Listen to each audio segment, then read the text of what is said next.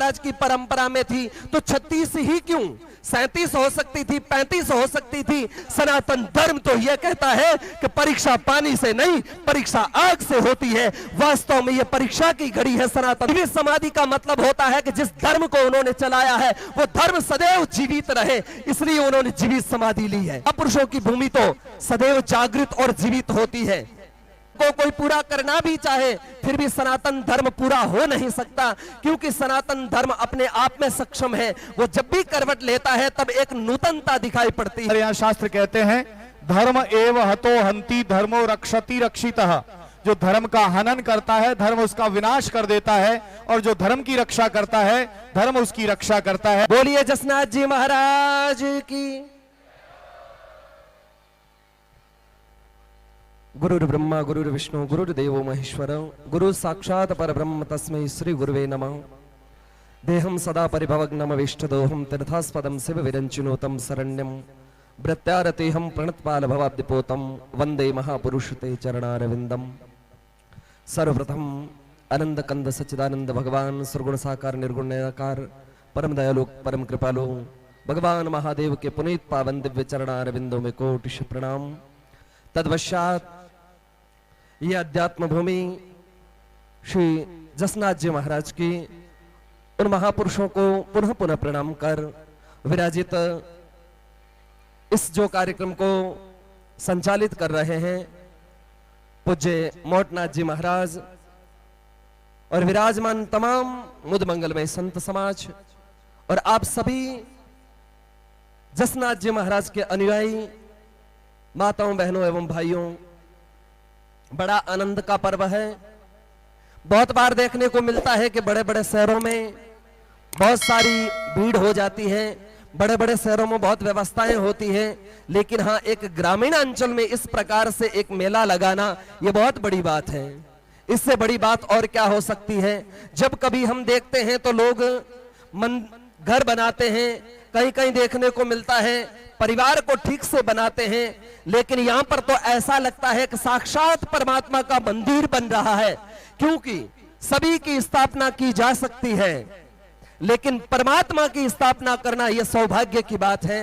ये एक धरा ऐसी है जो सनातन धर्म सनातन संस्कृति को कहा तो जाता है कि धीरे धीरे ये संस्कृति समाप्त हो रही है, लेकिन इस माहौल को देखने के बाद लग रहा है कि हमारा सनातन धर्म पुनः करवट ले रहा है। वो करवट ले रहा है इस हिसाब से कि आज इस जन सैलाब को देखते हुए लगता है कि वास्तव में सनातन धर्म कभी पूरा नहीं हो सकता है। सनातन धर्म को कोई पूरा करना भी चाहे फिर भी सनातन धर्म पूरा हो नहीं सकता, क्योंकि सनातन धर्म अपने आप में सक्षम है। वो जब भी करवट लेता है तब एक नूतनता दिखाई पड़ती है। कहा जाता है कि वर्षों के पहले तपस्या करी और ये जो जसनाथ जी महाराज ने 36 धर्म का एक परंपरा निकाली, एक विधा निकाली, इसका क्या कारण हो सकता है। मैं यहां पर आया और मुझे पता चला कि 36 धर्म की परंपरा इस जसनाथ जी महाराज की परंपरा में थी तो 36 ही क्यों, 37 हो सकती थी, 35 हो सकती थी, लेकिन उस अध्यात्म गुरु ने सोचा होगा मेरे ख्याल से कि संसार में लोगों के 36 का आंकड़ा बहुत चलता है, इसलिए 36 धर्म निकाल दिए जाए ताकि 36 का आंकड़ा ही समाप्त हो जाए। और वास्तव में 36 धर्मों का जो पालन कर लेता है उसके जीवन में 36 का आंकड़ा ही समाप्त हो जाता है। मेरा कहने का तात्पर्य है कि व्यक्ति के जीवन में किसी प्रकार का क्लेश हो वो समाप्त हो जाता है, और ये भूमि तो अपने आप में सक्षम है, क्योंकि महापुरुषों की भूमि तो सदैव जागृत और जीवित होती है। सिद्ध सुधारे दे आपनी साधु सुधारे देश, भूमि पवित्र संत दास जहां संत चरण प्रवेश। जहां पर महापुरुषों के चरण पड़ जाते हैं वो भूमि तो स्वयं तीर्थ स्वरूप हो जाती है। और इस बात को केवल मैं कह रहा हूं ऐसी बात नहीं है, आज आप सभी देख रहे हैं कि वास्तव में बात सच है। इतना बड़ा जन सैलाब, इतना बड़ा मेला लगा है। मोटनाथ जी महाराज के इस अथक प्रयास से आज हम सभी यहां पर एकत्रित हैं और इस मेले का आनंद प्राप्त कर रहे हैं। काफी महीनों से काफी वैसे तो सालों से तैयारी चल रही है और अभी इस तैयारी का ये मूर्त रूप हम सभी देख रहे हैं। संतों का अथर्थ प्रयास कभी भी विफल नहीं होता है और उन महापुरुषों की साधना, कभी कभी ऐसा भी लगता है कि जिस महापुरुष ने समाधि ले ली वो शायद अब हमारे बीच नहीं है। समाधि लेने का मतलब है जीवित समाधि ली है। जब तक ये संसार रहेगा तब तक उनकी चेतना हमारे साथ रहेगी, वो शक्ति हमारे साथ रहेगी, वो अध्यात्म धर्म हमारे साथ रहेगा। इसलिए उन महापुरुषों ने जीवित समाधि ली। जीवित समाधि का मतलब होता है कि जिस धर्म को उन्होंने चलाया है वो धर्म सदैव जीवित रहे, इसलिए उन्होंने जीवित समाधि ली है। तो जसनाथ जी महाराज का ये मठ, और मुझे बड़ा आनंद हो रहा है। कुछ समय में ये बार बार देखने का ऐसा माहौल मिल रहा। कुछ समय के पहले परऊ में देखा, फिर बाद में कोलू में हमारे जयनाथ जी महाराज ने भी एक ऐसा ही कार्य किया जो इसी परंपरा से है जसनाथ जी महाराज के। वहां पर भी मेरे जाने का काम पड़ा और आज वापस यहां पर भी यह परंपरा जो है संतों ने इस प्रकार से आगे बढ़ाई है। वास्तव में सनातन धर्म जीवित रहेगा। पाश्चात्य संस्कृति बहुत प्रयास कर रही है कि सनातन धर्म विनष्ट हो जाए, उसको कैसे भी करके मिटा दिया जाए, लेकिन इन संतों ने जो कार्य किया है मुझे ऐसा लगता है कि कई युग लग जाएंगे लेकिन ये धर्म कभी कमजोर नहीं पड़ेगा। मिटना तो दूर की बात है लेकिन कमजोर तक नहीं पड़ेगा। कभी कभी आवश्यकता पड़ती थी कि जब हमारा धर्म विनष्ट होने लगा तो भगवान शंकराचार्य के रूप में इस धरा पर आए और पुनः सनातन धर्म की स्थापना करी। और आज वापस यही बात लग रही है कि वो महापुरुष साक्षात परमात्मा ही होंगे जिन्होंने 24 वर्ष में ऐसी लीला कर दी कि आज हजारों लाखों लोग इकट्ठे होकर के उनके नाम मात्र से इकट्ठे हो रहे हैं। इतना विशाल मंदिर का एक रूप दे दिया है।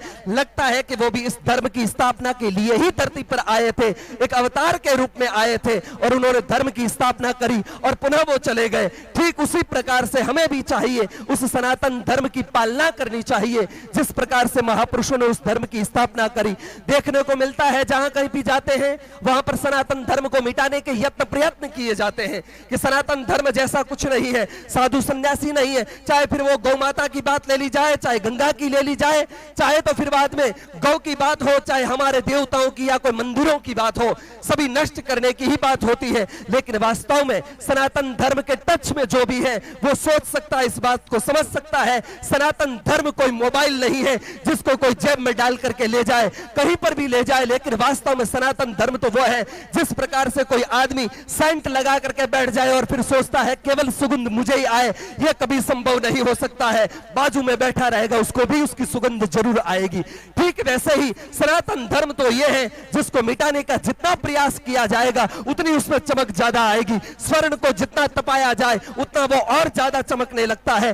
धर्म तो वो है जिसको मिटाने का प्रयास किया जाए जो बार आने लगता है। मुझे याद आती है एक बात, कहा जाता है कि कुछ विदेश से लोग हिंदुस्तान की धरती पर पहुंचे और यहां पर आए तो उन्होंने देखा, तो क्या देखा, भगवान महादेव की पूजा कर रहे हैं। कुछ लोग एक जगह पर बैठे हैं और पूजा किए जा रहे हैं। उसी समय क्रिश्चियन थे बाहर से आने वाले, उन्होंने कहा क्या कर रहे हो? बोले हम हमारे धर्म की पूजा कर रहे हैं। बोले इसकी पूजा कर रही है कौन है? बोले हमारे गॉड है, हमारे भगवान है, हमारे मालिक, हमारे परमात्मा है। बोले तो इनकी पूजा करने से क्या हो जाएगा? बोले इनकी पूजा करने से परमात्मा स्वयं प्रसन्न होंगे और जो कुछ असंभव होता उसको संभव में बदला जा सकेगा। बोले अच्छा, अरे तुम्हारे भगवान तो हमें लगते हैं बड़ा कमजोर है, हमारे भगवान तुमसे समर्थ है। धर्म के और भगवान के नाम पर भी लोगों को और समाज को बांटा जा रहा है, यह दुर्भाग्य होगा राष्ट्र का।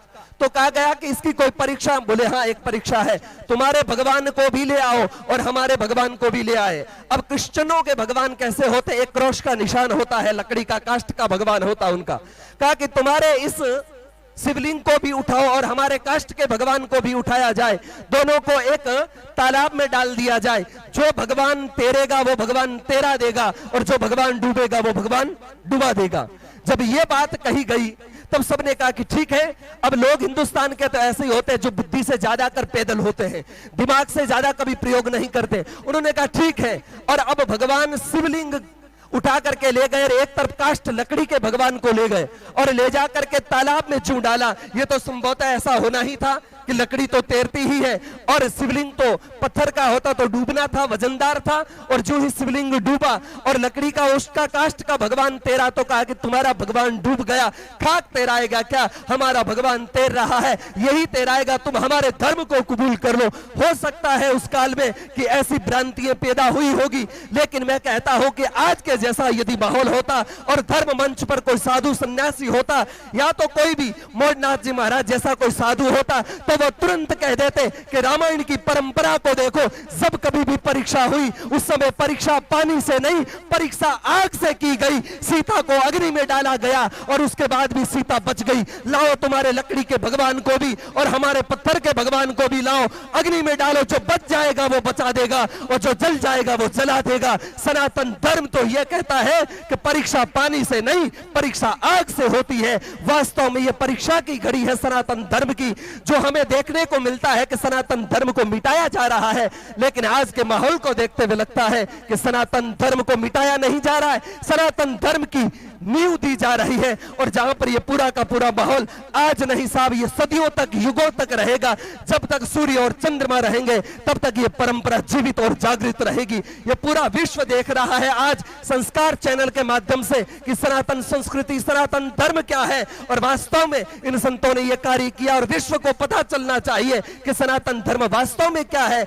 आज संस्कार चैनल के माध्यम से लाखों करोड़ों लोग देख रहे हैं, फिर कहीं ऐसी मंदिर की स्थापना होगी जिसमें कई कई लोग और इकट्ठे होंगे और धर्म इसी प्रकार से गतिशील होगा। रामो धर्मवान विग्रह, जिस प्रकार से राम चलते हैं तो धर्म गतिशील होता, ठीक वैसे ही धर्म चलेगा। तो आज साधुवाद तो नहीं, अपने भावों को व्यक्त कर रहा हूं। हमारे मोरनाथ जी महाराज ने जो कार्य किया है वास्तव में सनातन धर्म की पुष्टि की है। और ऐसा लगता है जब खुदा ने तुम्हें बनाया होगा तो थोड़ा प्यार उन्हें भी तुम पर आया होगा। एक बार सोचा कि जन्नत में रख लूं, फिर हमारा भी ख्याल आया होगा, फिर हमारा भी ख्याल आया होगा। लेकिन महाराज जी मैं तो सोच रहा था, हमने तो सोचा कि हम ही आपके चाहने वाले हैं, लेकिन आपके चाहने वालों का काफिला निकला।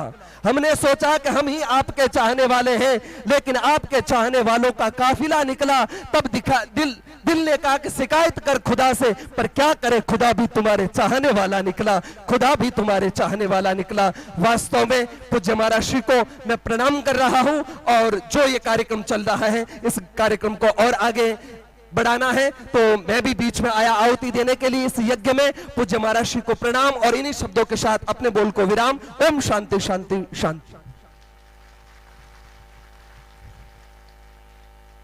महाराज श्री राम विचार जी का बहुत बहुत धन्यवाद। जोरदार तालियों के साथ हम इनका शुक्रिया अदा करते हैं। बड़े ही ओजस्वी विचारों के साथ धर्म की बात कही। धर्म की बात हमारे यहाँ शास्त्र कहते हैं, धर्म एव हतो हंति धर्मो रक्षति रक्षितः। जो धर्म का हनन करता है धर्म उसका विनाश कर देता है, और जो धर्म की रक्षा करता है धर्म उसकी रक्षा करता है। महाराज श्री का बहुत बहुत शुक्रिया, बहुत बहुत धन्यवाद।